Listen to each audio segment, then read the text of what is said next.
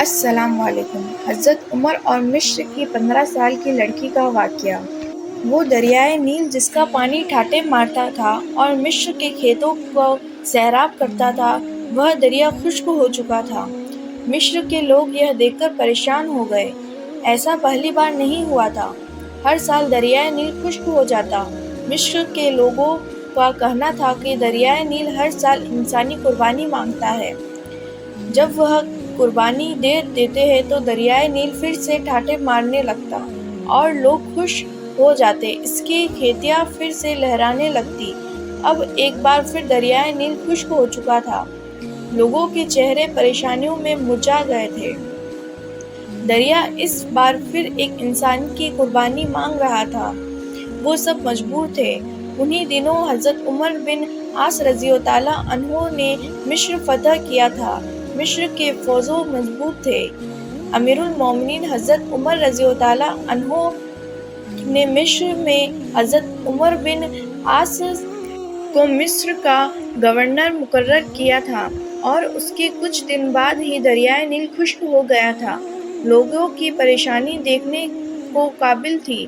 لوگ دریائے نیل میں انسانی قربانی کی تیاریاں کرنے لگے۔ اب لوگ خوش تھے کہ دریائے انسان پھر قربانی کے بعد پھر سے بہنا شروع کر دے گا اور خوشحالی ہی خوشحالی ہوگی۔ آخر وہ دن بھی آ گیا جس دن ایک انسان کی قربانی دریائے نیل کو بھیٹ چڑھا جانا تھا۔ لوگ صبح صبح تیار ہو کر نئے نئے کپڑے پہن کر باہر نکل آئے جیسے عید کا سماں ہو۔ ہر شخص کے چہرے سے خوشی جھلک رہی تھی۔ حضرت عمرو بن عاص رضی اللہ عنہ دریائے نیل کے خشک ہونے کی وجہ سے سخت پریشان تھے۔ جب انہوں نے یہ سنا کہ لوگ دریائے نیل کو بھیٹ چڑھانے کے لیے انسان کو قربان کرنے لگے ہیں تو وہ تڑپ اٹھے۔ یہ تو سراسر ظلم ہے۔ دریا کے لیے ایک انسان کو قتل کر دینا کہاں کی عقل مندی ہے۔ حضرت عمرو بن عاص رضی اللہ عنہ نے چند آدمیوں کے ساتھ دریائے نیل کی طرف چل پڑے۔ وہ اس قربانی کو ہر حال میں رکوانا چاہتے تھے۔ جب وہ دریائے نیل کے پاس پہنچے تو انہوں نے دیکھا وہاں عجیب سماں دیکھا۔ لوگ وہاں موجود تھے۔ ہر شخص کے چہرے پر خوشی تھی۔ جب ان لوگوں نے گورنر کو دیکھا تو حیران رہ گئے اور سوچنے لگے شاید گورنر بھی اس قربانی کو دیکھنے کے لیے آئے ہیں۔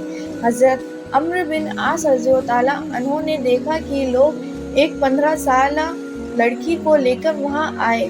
اس لڑکی نے خوب اچھا سا لباس پہنا ہوا تھا اور زیورات سے لدی پھندی تھی۔ لڑکی خوف سے کانپ رہی تھی۔ اس کا چہرہ ہلدی کی طرح زرد ہو رہا تھا۔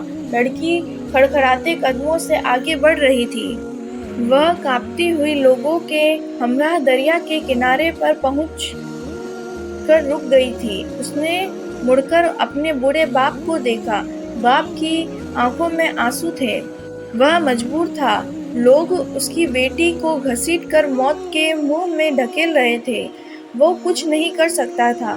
اپنی بوڑھی آنکھوں سے بیٹی کی موت کا وہ منہ میں جاتے ہوئے دیکھ رہا تھا۔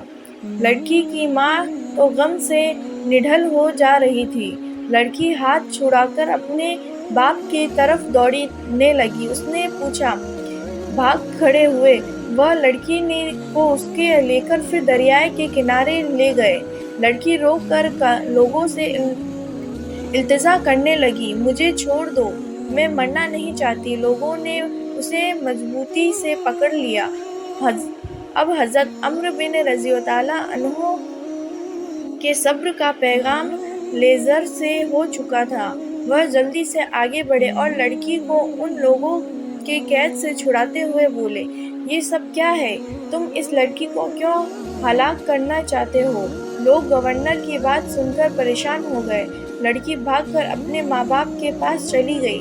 لڑکی کی ماں نے آگے بڑھ کر اسے اپنے ہاتھ لپیٹ لیا۔ لڑکی سکسکاتے لے کر رو رہی تھی اور ماں سے چپ کرانے کی کوشش کرتے ہوئے خود بھی رو رہی تھی۔ لوگوں نے کہا، اے امیر، دریائے نیل خشک ہو چکا ہے۔ وہ ہر سال ایک انسان کی قربانی مانگتا ہے۔ یہ سن کر حضرت عمرو بن عاص رضی اللہ تعالیٰ عنہ نے ناگواری سے لوگوں کی طرف دیکھا، پھر پوچھا، کیا ہر سال یہ دریا اسی طرح خشک ہو جاتا ہے؟ لوگوں نے جواب دیا، ہاں، ہر سال دریائے نیل اسی طرح خشک ہو جاتا ہے، اور یہ دریا جب خشک ہو جاتا ہے تو ہم ایک انسان کی جان قربان کر دیتے ہیں۔ اس کے بعد ساتھ ہی دریا کا پانی بڑھنا شروع ہو جاتا ہے، اور دیکھتے ہی دیکھتے دریا میں تنگائی آ جاتی ہے۔ حضرت عمرو بن عاص رضی اللہ تعالیٰ عنہ نے کہا، یہ تو ظلم ہے۔ لوگوں نے کہا، اے امیر، ہم ہر سال چاند کی 11 تاریخ کو ایک نوجوان لڑکی کا اختبار کرنے کے بعد والدین کی رضامندی سے اس لڑکی کو زیورات اور خوبصورت لباس پہنا کر دریا کے بھیٹ کر چڑھا دیتے ہیں، پھر دریا کا پانی بڑھنا شروع ہو جاتا ہے۔ یہ سن کر حضرت عمرو بن عاص رضی اللہ تعالیٰ عنہ نے کہا، اسلام ان باتوں کو پسند نہیں کرتا۔ تم ہر سال ایک انسان کو قتل کر کے دریا کو بھیٹ چڑھا دیتے ہو، یہ تو سراسر ظلم ہے۔ اسلام ان فضول باتوں کو مٹانے کے لیے ہی آیا ہے۔ آئندہ تم ایسا نہیں کرو گے۔ یہ سن کر لوگ بولے، پھر سے دریا خشک ہو جائے گا، ہماری کھیتی برباد ہو جائے گی، ہم بھوک سے مر جائیں گے، ہمارے جانور ہلاک ہو جائیں گے۔ حضرت عمرو بن عاص رضی اللہ تعالیٰ عنہ نے کہا، تم پریشان نہ ہو، ایسا کچھ نہیں ہوگا۔ حضرت عمرو بن عاص رضی اللہ تعالیٰ عنہ نے انہیں یہ رسم ادا کرنے کی اجازت نہ دی۔ اب لوگ بڑے پریشان ہوئے کہ اگر ایسا نہ کیا گیا تو ہر طرح خشک سالی ہو جائے گی اور ہم سب بھوکے مر جائیں گے۔ اب ان کی سمجھ میں نہیں آ رہا تھا کہ کیا یہ کرے۔ اس میں اتنی ضرورت نہ تھی کہ وہ گورنر کے حکم کو توڑ سکے۔ وہ سب خاموشی سے سر جھکاتے کھڑے رہے۔ حضرت عمرو بن عاص رضی اللہ تعالیٰ عنہ نے لڑکی کو اس کے ماں باپ کے ساتھ گھر بھجوایا، اور لوگ بھی آہستہ آہستہ وہاں سے جانے لگے۔ چند دنوں تک دریا نیل بالکل خشک ہو گیا، اس میں ایک بوند بھی نہیں پانی رہا۔ لوگ بے خبر ہو کر بوکھلا گئے۔ ان کی کھیتی باڑی دریائے نیل کے پانی سے قائم تھی۔ اب تو دریا خشک ہو چکا تھا، زمینیں بنجر ہو چکی تھی، لوگ فاقوں سے مرنے لگے، جانور چارہ نہ ہونے کی وجہ سے تڑپ تڑپ کر جان دے رہے تھے۔ یہ دیکھ کر لوگوں نے مصر سے نکل کر دوسرے علاقوں کا رخ کیا۔